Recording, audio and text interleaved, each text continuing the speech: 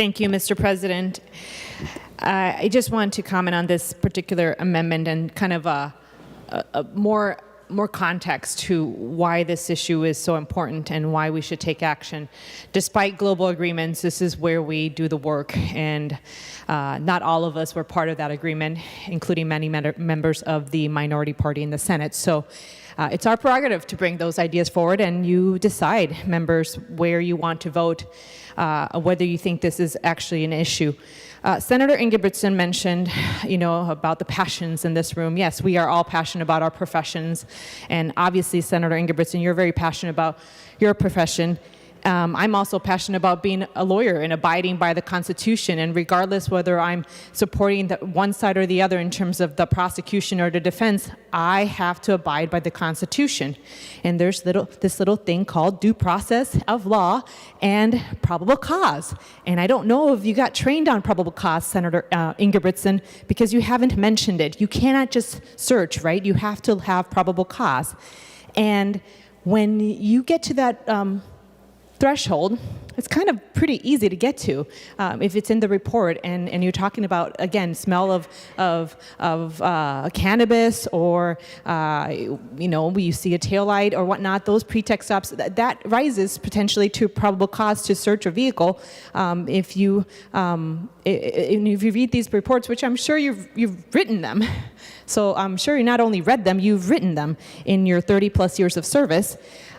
One thing that really strikes me is that we think because we represent a profession or a group of people that we speak for all of them. And Senator Ingebrigtsen, you do not speak for all law enforcement, and I think you need to be reminded of that. And Mr. President, I want to be respectful of this conversation, but when we say something and we take it as fact, there are so many layers and so many perspectives and so many experiences that we can't just brush them with one single stroke and think that is, in case, just fact, and that is how it works around the world. And in this particular case, just because you haven't experienced, any member, if you haven't experienced racism, you can't say it doesn't exist because you haven't experienced it. And in law enforcement in particular, and for that matter, any part of our government. I just went through a program not that long ago that talked about, actually last week, and this was with Harvard Business School, and we had a slide on this issue talking about what is systemic racism. And I'm just going to read all you members, if you haven't heard of that term, which I'm sure you have, especially lately, of how it's defined.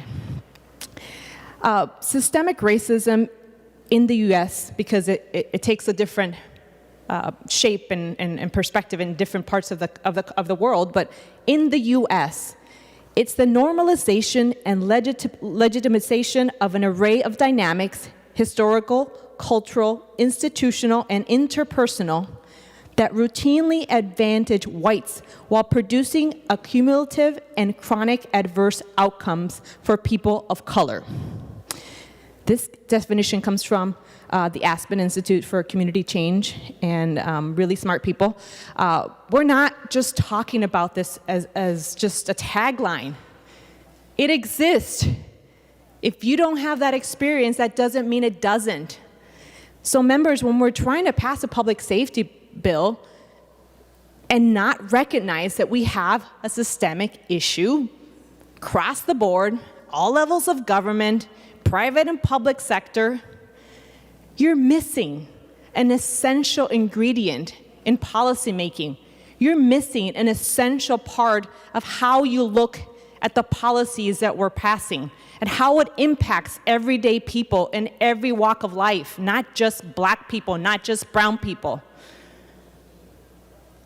And how we continue to act like something doesn't exist and continue the microaggressions that I've heard over and over pretty much daily when we're talking about this issue. And it's just unfortunate that we don't have the ability to think outside the box, to take this information and say, okay, I might not have experienced it, but my colleague might, my son might. Point of order.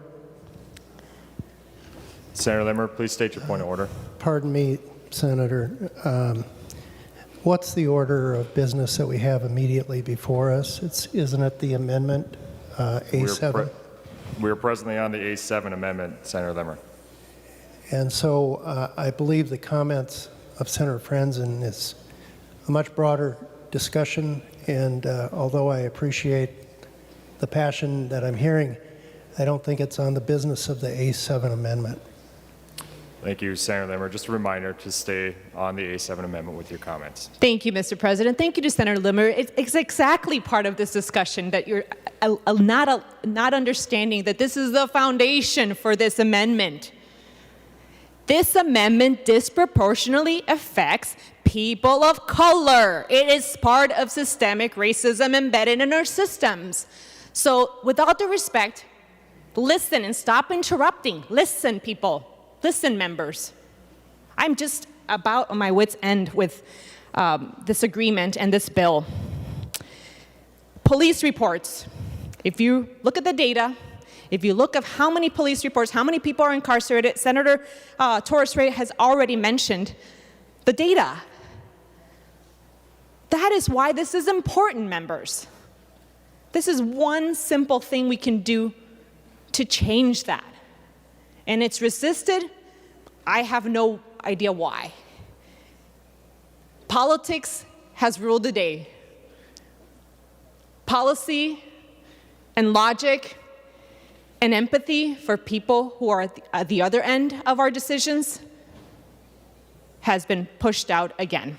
So members, I encourage a green vote on the amendment, and I hope that at least if you listen to what I said, that at least you take the definition that seems to come from a very credible source about what systemic racism is and how we should do things like this amendment to start tackling it and dismantling it. Thank you, members.